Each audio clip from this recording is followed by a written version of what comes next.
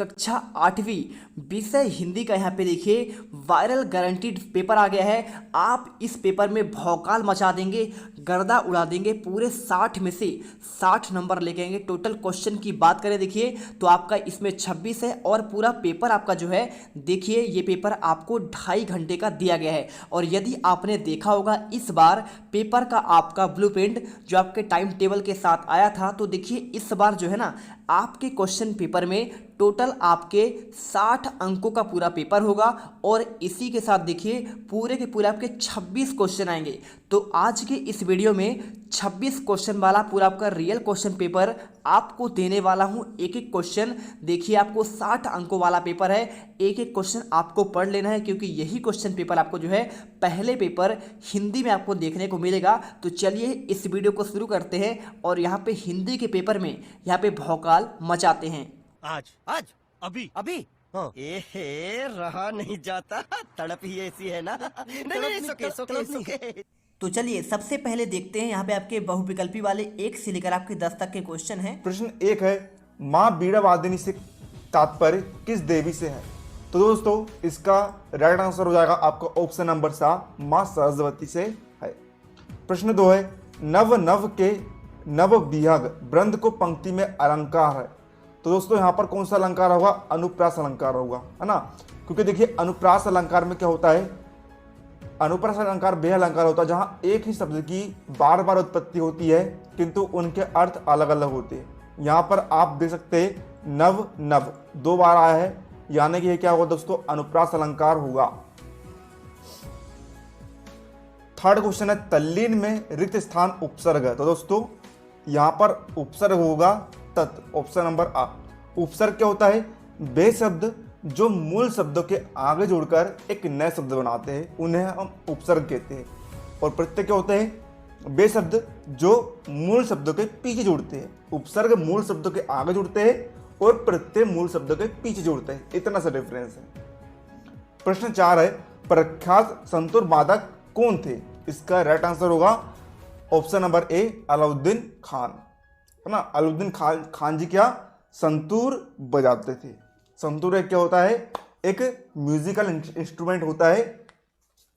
प्रश्न 5 है, प्रभु जी तुम चंदन हम पाने रिक्त स्थान पंक्ति किस कवि की है? तो इसका राइट आंसर होगा ऑप्शन नंबर सी, रैदास की है। प्रश्न 6 है, हृदय भर आना मुहावरे का अर्थ क्या होता है? तो इसका राइट आंसर होगा ऑप्शन नंबर बी, दुखी होना, है ना। आपने सुना होगा कई सारे लोग कहते हैं ना, मेरा तो तुम्हारी हरकत के कारण हृदय भर रहा है, यानी कि वे क्या हो गए? अंदर से दुखी हो गए। प्रश्न 7 है दोस्तों, गीता में कुल कितने श्लोक है? तो गीता में है 700 श्लोक। प्रश्न 8 है, सम्राट विक्रमादित्य ने रिक्त स्थान संबंध का प्रचलन प्रारंभ किया था। तो इसका उत्तर होगा ऑप्शन नंबर सी, विक्रम, है ना। विक्रम संबंध का प्रचलन प्रारंभ किया था। अब देखिए दोस्तों प्रश्न क्रमांक 9 में दिया है, इतिहास संबंधित शब्द के लिए प्रयुक्त होगा। तो इसका राइट आंसर होगा दोस्तों ऐतिहासिक, है ना। यहाँ पर सही वर्ण वाला शब्द कौन सा है? ऐतिहासिक, ऑप्शन नंबर बी होगा। प्रश्न 10 है, सिर घोट मोट पर चुटिया थी लहराती थी, तोंद लटक कर घुटनों को छू जाती, पंक्ति में कौन सा सारस है? तो इसका आंसर होगा ऑप्शन नंबर बी, हास्य। चलिए दोस्तों बढ़ते हैं यहाँ पर लघुत्तरी प्रश्नों के उत्तर की ओर, है ना। कलरफुल सॉल्यूशन उत्तर आपके लिए लाया हूं। प्रश्न 11 है, नव नव के माध्यम से कवि क्या कहना चाहता है? तो इसका उत्तर आप लिखेंगे, नव नव के माध्यम से कवि कहना चाहता है कि सभी प्राणी नए भारतवर्ष की रचना करें और उन्हें इस निर्माण में सभी नए साधन प्राप्त हो। प्रश्न क्रमांक 12 है, बाली को क्या वरदान प्राप्त था? उत्तर, बाली को ऐसा वरदान प्राप्त था कि जो भी उसके सामने आता उसकी आधी ताकत उसमें आ जाती थी। इस कारण बाली अपने सामने आए हुए व्यक्ति को आसानी से पछाड़ देता था। प्रश्न 13 है, सरस्वती किस संगीतज्ञ के गले में विराजमान मानी जाती है? तो इसका आंसर होगा संगीतज्ञ लता मंगेशकर के गले में सरस्वती स्वयं विराजमान मानी जाती है। प्रश्न 14 है, डॉक्टर चंद्रा को सामान्य ज्वर के बाद कौन सी बीमारी हो गई थी? तो इसका उत्तर आप लिखेंगे, डॉक्टर चंद्रा को सामान्य ज्वर के बाद पक्षाघात की बीमारी हो गई। जिससे गर्दन के नीचे उनका सर्वांग अंचल हो गया।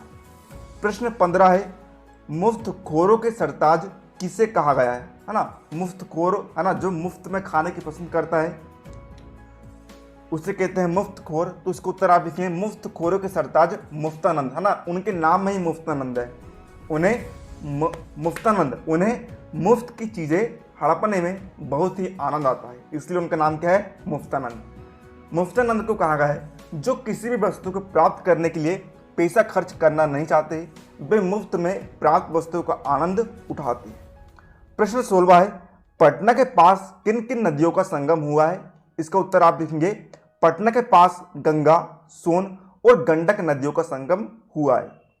प्रश्न 17 है, अमृता देवी का नारा क्या था।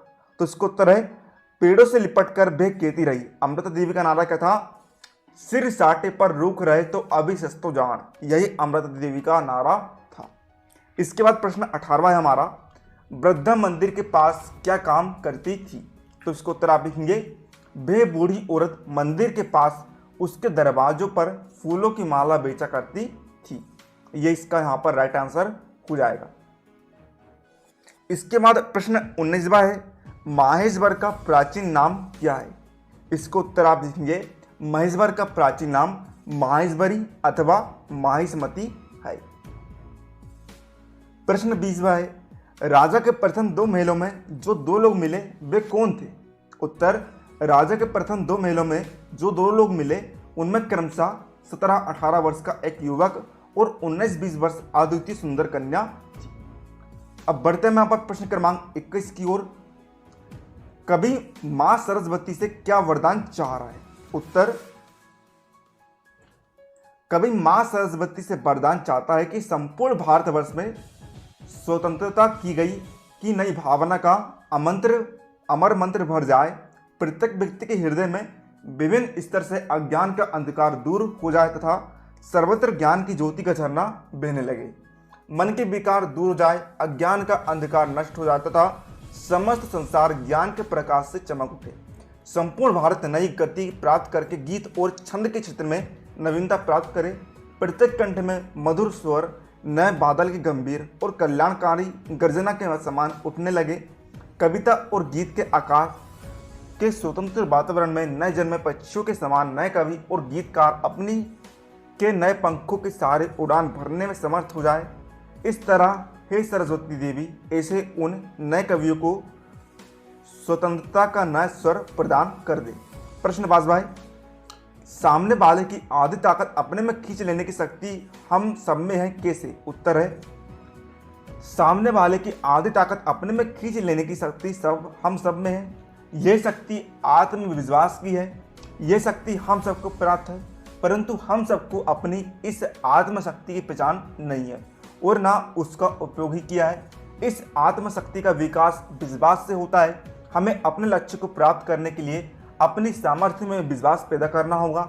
हम अपने विरोधियों सदा पीटते रहे हैं क्योंकि उनके द्वारा पीटे जाने को हमने अपने लिए अनिवार्य मान लिया।